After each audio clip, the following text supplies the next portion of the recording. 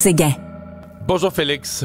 Bonjour Mario. Alexandre nous a sorti ça en dernière heure ce matin, une opération majeure de la police en lien avec un meurtre survenu à Québec. T'en sais davantage? Oui, ben on va apprendre au cours de la journée que c'est en lien avec un meurtre et avec un complot de meurtre, et aussi, un complot de meurtre, pardonnez-moi, et qu'aussi, la police de Québec qui est en charge de cette opération-là frappe partout dans la province.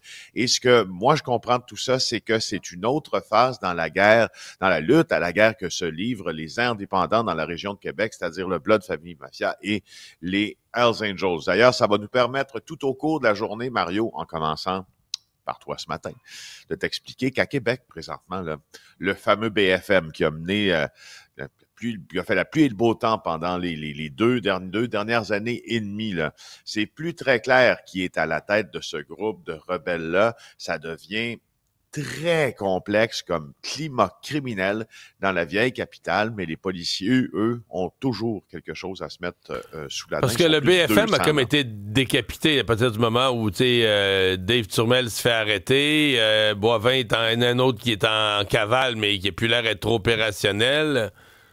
Ben, Boivin, il est opérationnel. Là. C'était comme un dragon à deux têtes, cette affaire-là. Il y avait, comme tu le dis, Dave Turmel, qui, lui, a été arrêté. Puis, Al Boivin, ben là, c'est peut-être lui qui a encore un peu de force ou d'attraction, qui exerce encore un peu d'attraction. Il peut tirer des ficelles sans laisser la moindre trace qui aiderait la police à le retrouver? Je te confirme qu'il tire des ficelles. Okay. Il commande toujours des événements violents. Est-ce qu'il peut laisser aucune trace? La réponse, c'est non. Est-ce que les policiers ont trouvé cette trace? La réponse, c'est non aussi. OK. Bon. Donc, mais on se comprend que c'est plus qu'une simple opération pour un simple meurtre, là. C'est jamais simple, un meurtre. Oui. C'est une opération crime organisé, basé sur un meurtre et une tentative de meurtre. Parce que quand on voit ça comme ça, là, il y a quelques lignes dans le journal ce matin, puis on t'en relate quelques-unes à la radio aussi, là, mais plus la journée va avancer, plus vous allez voir que cette opération-là revêt toute son importance dans le contexte criminel actuel. Bon. Tu sais que cogner des clous, là, comme disait mon père, quand l'endormitoire te prend, c'est pas facile à combattre.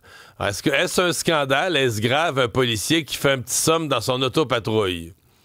Ben, ça, il faut se poser la question. On n'a pas le droit de dormir quand on est policier. Dormir sur les heures de travail, t'es pas supposé, là.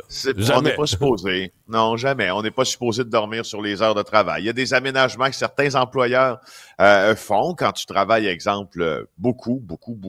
Il y a même des entreprises qui sont très à la page, là, qui ont des divans, des lits. Tu peux te reposer un peu, 15 minutes pour mieux continuer ta journée. Alors, pour ce qui est de la police, parce que c'est un métier très public, ça le vaut moins.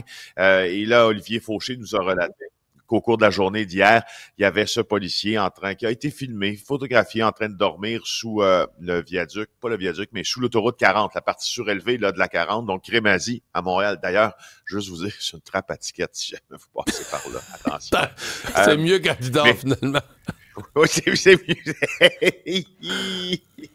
Alors, on le voit bien, là, le policier qui dort. Tout ce que je veux dire là-dessus, c'est est-ce que tu as le droit? Non. Est-ce que ça projette une belle image plutôt de la police? Non.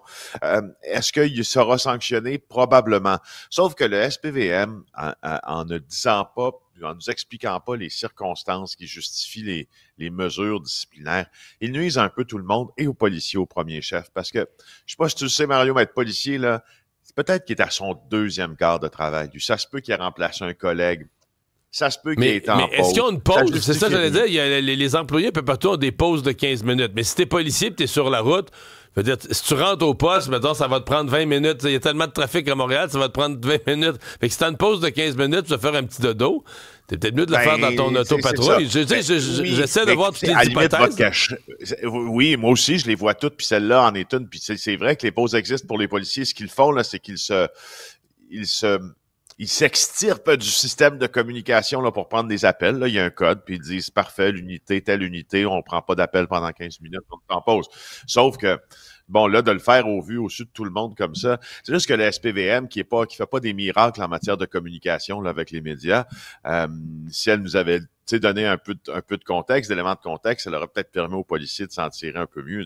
Mais il me semble que c'est moins grave de dormir dans son auto que de s'endormir sur la route parce que tu n'as pas assez dormi ou quoi que ce soit. C'est vrai, il y a même des campagnes là-dessus. Ben oui. Le danger de conduire. Alors, pauvre policier, alors j'espère que... En même temps, qui a pris la photo? C'était quoi l'intérêt?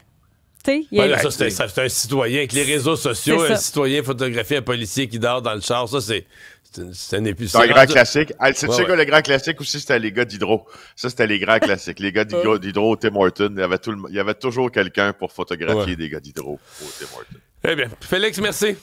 Salut à demain.